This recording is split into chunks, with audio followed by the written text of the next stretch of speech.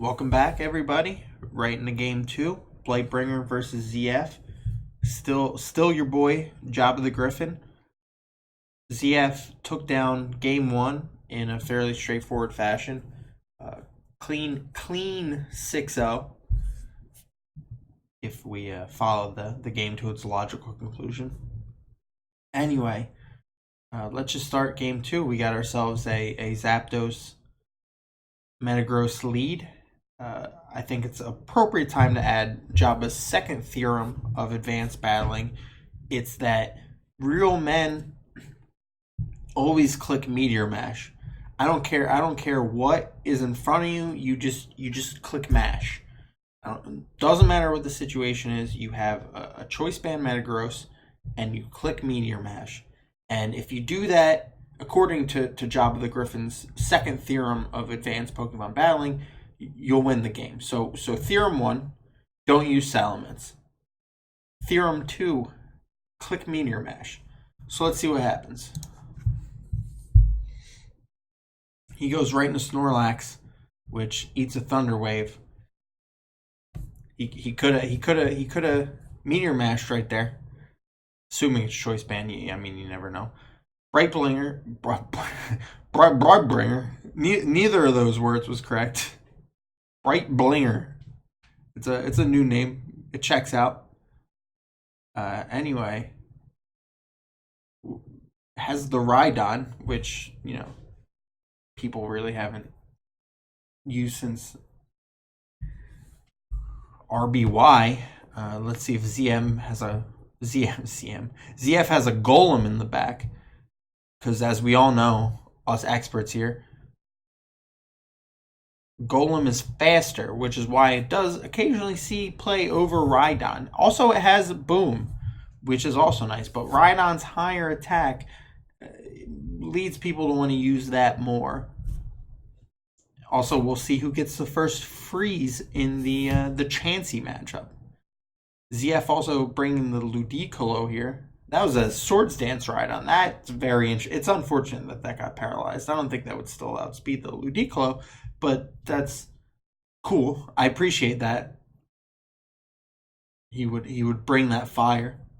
And if through my rambling you didn't notice, that is not a Choice Band Metagross, so obviously you can't really apply my second theorem if you don't have Choice Band.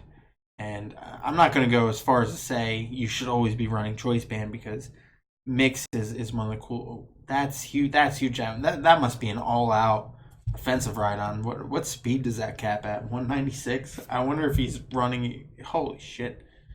I wonder if he's even running speed, because that took so much that there's no way that has.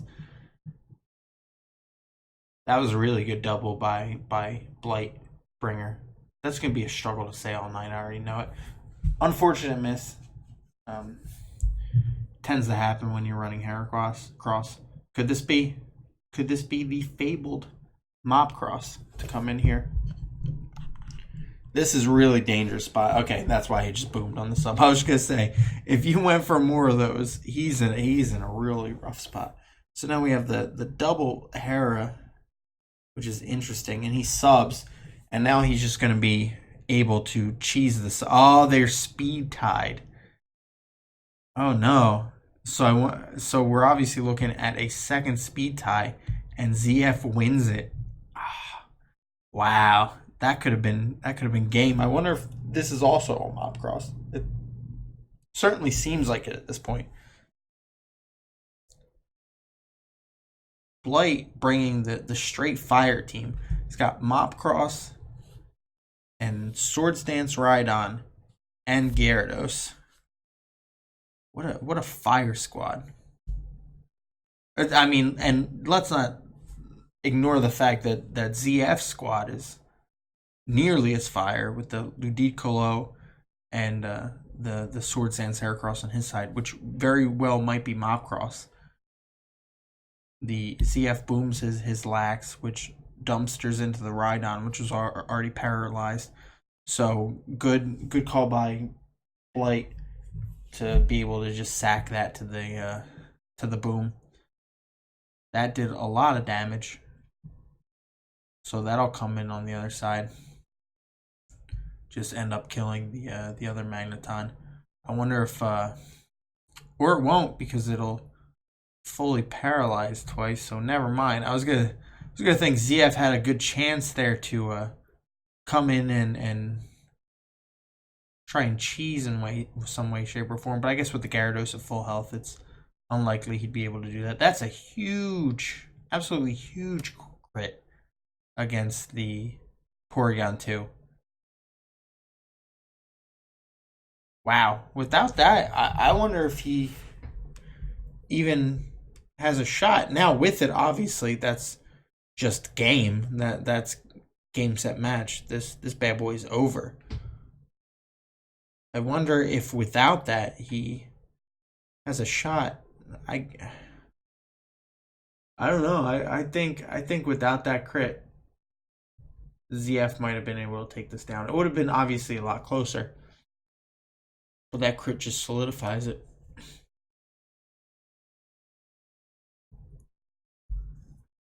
I almost wonder if, obviously we're talking about risk management of a 1 in 16 chance. So at what level do you want to risk manage a 1 in 16? Do you want to throw away a Magneton for free just to manage that? The thought, of course, being that Magneton is not especially useful for the rest of the game, and your number one win condition is probably finding a way to Swords Dance for free. Beat the, yeah. Well, you'd sub on the Switch and sub an SD, and then hope for the flinch. And that's your win con, I guess. Is that your best shot there? Is to try and cheese through? And maybe you have a shot with the. No, that's probably your best shot. And Magneton's not really doing a lot. So, do you ever just toss the Magneton to risk manage the crit on the Porygon? Probably not. I wouldn't have done it. You just, hope you don't get crit.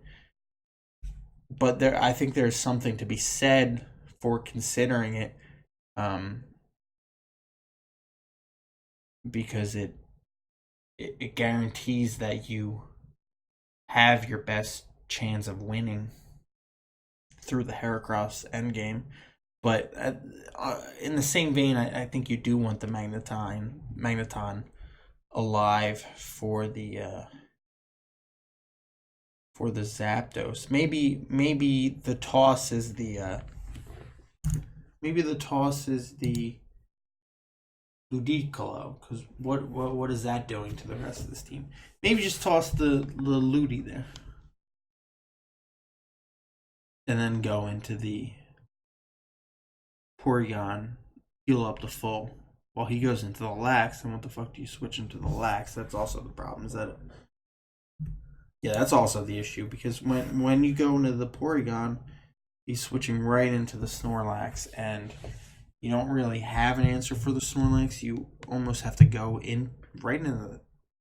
You either go right into the Hera, risk a paralysis, and not be able to do what you want to do probably, or toss something else. I don't know. I think that was, you know what? Yeah, after that analysis, I think the game plays out in Blight's favor without that crit, just in a different form. And I think instead of the Gyarados nailing these endgame kills, it's probably just the Snorlax putting in work. And, the back of Gyara and Zapdos being able to close it out.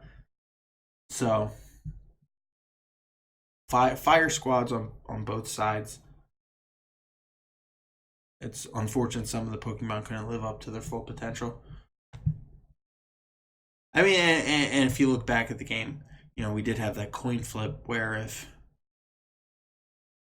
Blight had won, would have just, won the rest of the game. So, lost that bit of luck, got a little bit of luck, which probably wasn't relevant in the end anyway. So, well played by Blight. Solid game 2. Hopefully, game 3 lives up more to the game 2 style than the game 1, which is fire squads with interesting turns instead of let's not even jinx it. Let's not even talk about it. Let's just see what happens. All right, so I'll see you all in a few seconds, as I'm sure you're hasty to click on that next game because you're patiently waiting. You're like, when the fuck is he going to stop talking about this shit I don't care about so that we can get the game 3? And that's going to be right